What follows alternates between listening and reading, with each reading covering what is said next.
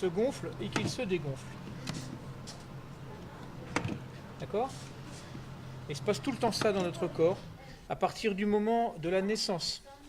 Dès que le bébé naît, les poumons se remplissent. C'est la première fois de sa vie. Une bouffée d'oxygène et de science. L'air dans tous les domaines, c'est le sujet de la nouvelle exposition présentée en ce moment à la médiathèque Albert Camus. Objectif, apprendre et découvrir tout en s'amusant.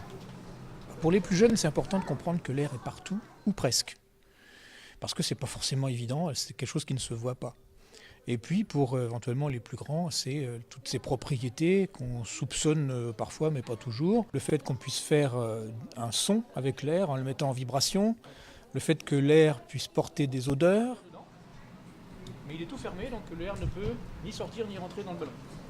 Air, l'expo qui inspire, c'est une exposition scientifique, mais aussi tout un concept d'initiation citoyenne coordonné par l'association Planète Science.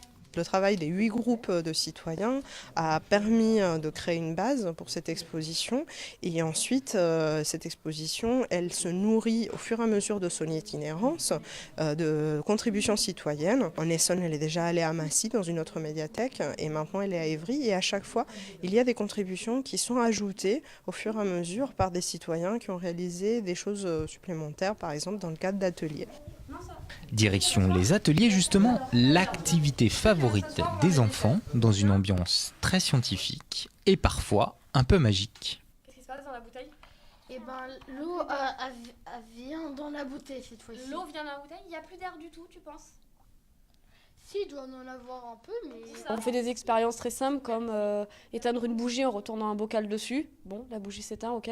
Et quand on va un peu plus loin, un tout petit peu plus loin, qu'on fait la même chose sauf que la bougie est dans une assiette avec de l'eau, il se passe des choses différentes. C'est très simple, c'est une assiette, une bougie, de l'eau. Et ça les étonne vraiment de voir ce qui se passe.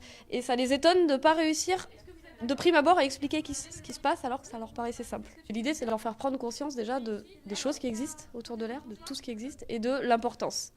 À partir de là, ils se forgent forcément une idée, une opinion sur le fait que si c'est important, c'est quelque chose qu'il faut protéger.